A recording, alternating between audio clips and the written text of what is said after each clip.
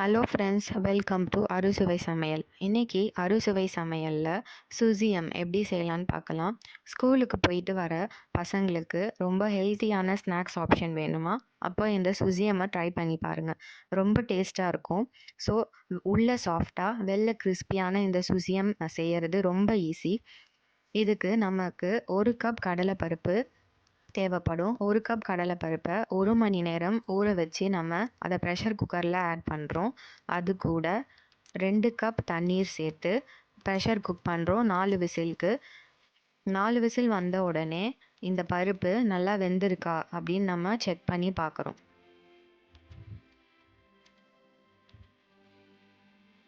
இந்த ரெசிபி செய்கிறது ரொம்ப ஈஸி, ஆனால் டேஸ்ட் அல்டிமேட்டாக இருக்கும். ஸோ ட்ரை பண்ணி பாருங்கள் கண்டிப்பாக.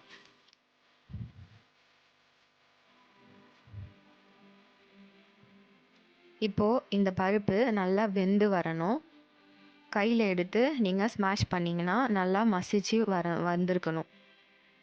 இப்போது ஒரு மிக்சிங் பவுலில் 1 கப் மைதா, 2 டீஸ்பூன் அரிசி மாவு,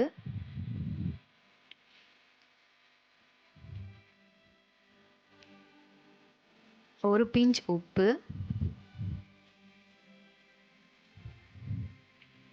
1/2 டீஸ்பூன் ஏலக்காய் தூள், 1 கப் தண்ணீர் சேர்த்து இதை ஒரு பேஸ்ட் மாதிரி ரெடி பண்ணி எடுத்துக்கலாம்.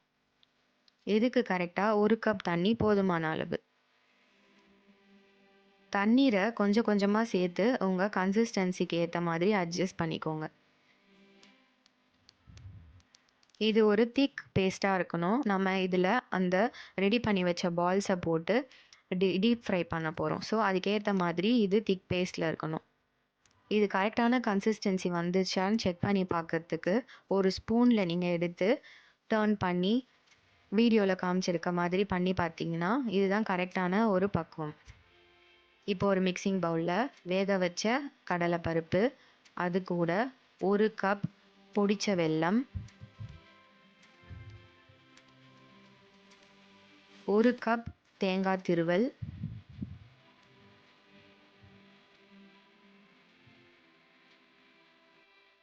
இதெல்லாம் சேர்த்து நல்லா மிக்ஸ் பண்ணி எடுத்துக்கணும்.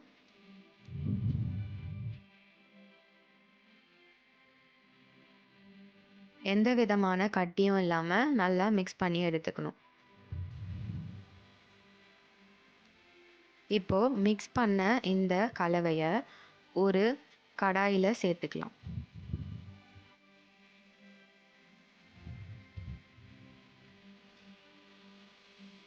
இப்போது இந்த மிக்சர் நல்லா கட்டியாக பால் செய்கிற அளவுக்கு வரணும்.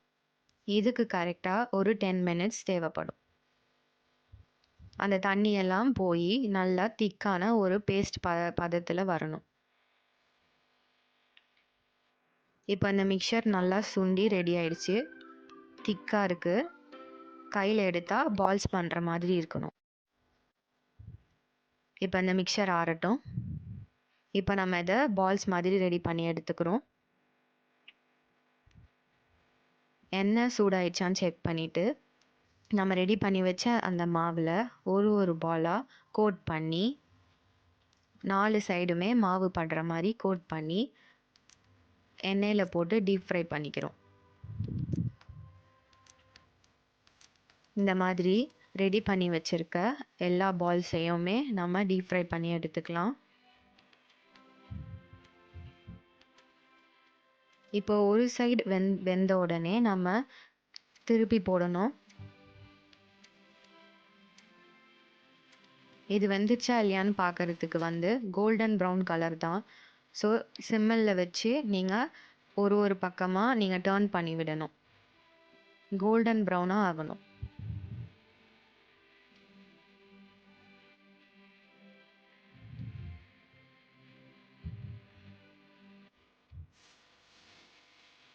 இப்போ ஆயிலேருந்து ரிமூவ் பண்ணலாம். ரொம்ப ஹெல்தியான டேஸ்டியான சுசியம் ரெசிபி நம்ம செஞ்சுருக்கோம். ட்ரை பண்ணி பார்த்துட்டு சப்ஸ்கிரைப் பண்ணி லைக், ஷேர் அண்ட் கமெண்ட் பண்ணுங்கள். தேங்க்ஸ் ஃபார் வாட்சிங்.